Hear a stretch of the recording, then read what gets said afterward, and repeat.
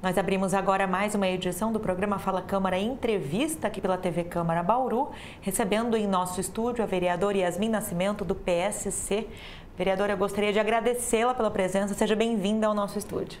Eu que agradeço. Agradeço a todos a oportunidade de estar aqui, discorrendo um pouquinho do nosso trabalho, do que nós estamos fazendo através do meu mandato. Bom, a gente começa repercutindo alguns assuntos, né, e algumas ações que você tem trazido para a tribuna e para as audiências públicas aqui na Casa de Leis. Uma delas foi o anúncio de que você vai convocar uma audiência pública aqui na Câmara para discutir um pedido para ampliação do número de conselheiros, de membros do Conselho Tutelar de Bauru. Qual é a base desse pedido? O que é que vem sendo reivindicado para o seu gabinete?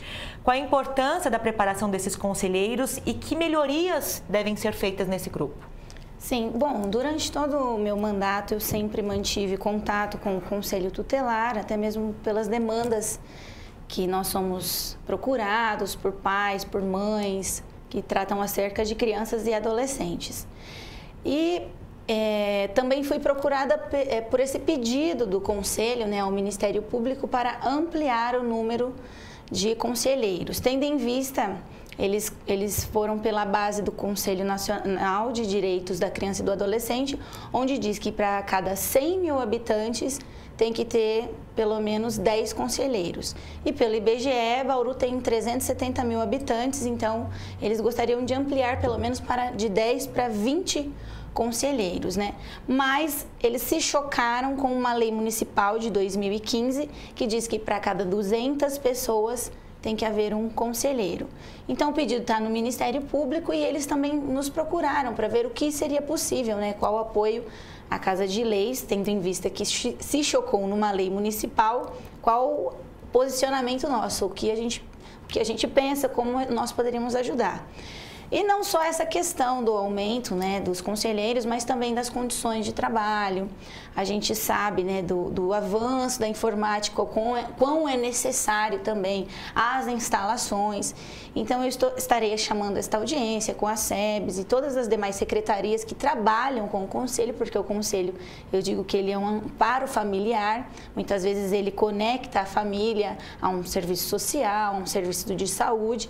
Então, eu estarei dia 29 de agosto, chamando esta audiência para a gente ver qual posicionamento esta casa deve ter, tanto a esse pedido ao Ministério Público e as demais demandas do Conselho. Então vão ser convidados os atuais conselheiros e os outros representantes dos órgãos aí envolvidos. Exatamente. Até mesmo porque a gente tem que explicar, né? Eu sempre falo que a audiência pública, ela dá publicidade aos munícipes, né? Ao cidadão que tem o acesso, que necessita do acesso desse serviço do Conselho.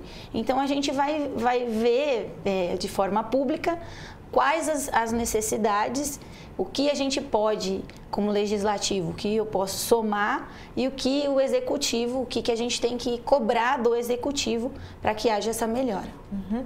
Ainda falando em audiência pública, você realizou, né, ou a Câmara realizou a seu pedido, uma audiência pública recentemente aqui no plenário para discutir problemas envolvendo violência contra a mulher, violência doméstica e suas nuances, né, a questão do envolvimento dos filhos numa situação grave como essa. Exato. E você também trouxe para a tribuna uma iniciativa que é o programa OAB por Elas, que passa a oferecer orientação jurídica a essas mulheres em situação de vulnerabilidade ou que são vítimas de violência. Sim. Em que medida iniciativas como essa na cidade podem amenizar esse problema? Bom, através da audiência pública, infelizmente este tema de violência contra a mulher é um assunto muito triste, mas que está ocorrendo, né? Eu conversando com o Conselho de Políticas Públicas das Mulheres, com a OAB, com a Defensoria Pública, a gente viu a real necessidade da DDM 24 horas, da Delegacia da Mulher, 24 horas, vir para o nosso município. O governador João Dória, ele mostrou uma intenção de contemplar alguns municípios com essa DDM. Então, eu chamei a audiência pública para a gente saber como que está a delegacia, como que estão os setores que dão um amparo à mulher que é violentada, a violência doméstica, ou tem uma situação de de vulnerabilidade. E nesta audiência pública a gente pôde ver, através da delegada Priscila, sempre ativa no seu trabalho, sempre que a gente entra em contato, ela está aqui presente, ela nos relatou que o trabalho está sobrecarregado, porque ela não atende só as mulheres, ela atende situações de risco, criança, adolescente e todos os outros assuntos que os delegados têm que atender. Então, sobrecarrega e a delegacia encerra encerra suas atividades às 18, e nós sabemos que a violência contra a mulher, ela ocorre em sua maioria, em sua grande parte, após as 18 horas. Infelizmente, a maioria que agride a mulher são os seus parceiros, cônjuges, com quem elas têm relacionamento. E isso acontece quando anoitece, quando ambos vão para a sua residência. E a delegacia não poder dar esse suporte à mulher neste período, por isso a necessidade de ter as 24 horas, faz com que a gente não tenha realmente os dados reais da violência que está acontecendo e o amparo necessário para essas mulheres. Porque quando a mulher ela é violentada e ela não consegue ter a segurança de que ela vai ter um respaldo, de que aquele agressor ele vai ter, né, as consequências que ele tem que ter e também ter o distanciamento dela, ela não tem coragem de denunciar. Por isso a necessidade. Até a delegada disse que em curto prazo poderia se colocar um anexo com uma delegada sobre aviso e uma escrivã em uma sala especial para atender as mulheres, porque uma mulher conversando com outra mulher se sente mais à vontade, ainda mais sobre um tema como esse, né? Ser agredida, ser violentada. Então, nós partimos, né, depois desta audiência pública, fizemos aqui pela casa, tive o apoio de todos os vereadores, uma moção de apelo ao governador para realizar esse anexo e trazer a DDM 24 horas para o nosso município. Só para que as pessoas que nos assistem, nos ouvem, entendam. Hoje esse atendimento à mulher é feito dentro da CPJ e não é um atendimento 24 horas. Exato. A reivindicação é para que haja uma unidade própria, para que essas demandas não se misturem. Exatamente. Para que as mulheres que são vítimas de violência não precisem estar em contato com outras pessoas. Exatamente, né? Com outras pessoas e também com os homens que fazem um atendimento, os policiais fazem um excelente atendimento, dão o amparo. A gente, graças a Deus, não tem do que reclamar da Polícia Militar, do nosso município, da Polícia Civil, sempre prestam um excelente trabalho, mas quando a mulher ela tem que falar para um outro homem, ela se sente constrangida. Nós ouvimos na audiência vários testemunhos e a gente vê que a facilidade de ela expressar, dela falar o que realmente aconteceu, o que realmente o agressor fez com ela se sente mais segura falando com uma mulher, né? E a gente sabe que, infelizmente, tem que aumentar. Hoje o efetivo, né? Ontem eu estava até na delegacia seccional aqui ao lado da Câmara, conversando com os delegados, porque a gente sabe que o efetivo ele tá escasso, precisa de aumentar o efetivo, então se sobrecarrega os trabalhos e a gente sabe que precisa aumentar o efetivo, aumentar o policiamento, aumentar os policiais, mas ter uma unidade específica para o atendimento das mulheres, né? A gente uniu as nossas forças e a OAB, como eu já bem disse, sempre presente, também estava na audiência pública e em busca de soluções, já também há algum tempo na causa das mulheres. Eles têm uma comissão específica para as mulheres na OAB, e eu fiquei muito feliz quando a doutora Márcia disse que realizou esse convênio com a prefeitura, onde estará atendendo gratuitamente, né, as advogadas voluntárias estarão atendendo estas mulheres que estão em situação de vulnerabilidade e que sofreram violência doméstica. E eu acredito que este atendimento, este amparo, já vai dar um pouco mais de segurança e a gente vai ver que os dados de agressões vão aparecer muito mais, porque elas vão ter a segurança de falar, de relatar, né? E acredito de receber da OAB a orientação necessária de como ela deve agir, porque muitas vezes a mulher ela é agredida, só que ela não sabe como agir. E o medo a escraviza e ela fica naquela situação de agressão, né? Como muitas vezes a gente ouviu até um testemunho da juíza que estava conversando com a vítima e a vítima já sofria algumas agressões, mas na consciência dela, ela não estava sendo agredida. Mas quando ela foi ver, ela falou, não, ele está me agredindo, porque a agressão também não é só física, ela pode ser psíquica, né? O cerceamento, pegar o celular, esconder, querer saber onde que está toda hora, não pode olhar para a direita, não pode olhar para a esquerda, por onde que você está olhando? Essa agressão psíquica, né, que também pode ser realizada. Então, eu acredito que a OAB vai dar esse amparo aí. E eu parabenizo mais uma vez a OAB por elas, as advogadas voluntárias que estarão realizando esse serviço no nosso município. Aliás, com relação a essas questões emocionais envolvendo as vítimas de violência, também foi discutido na audiência pública que você conduziu sobre o tema Sim. aqui na Câmara, a questão da preocupação com relação ao atendimento de saúde a essas mulheres depois de sofrerem a agressão, né, vereadora? Exatamente.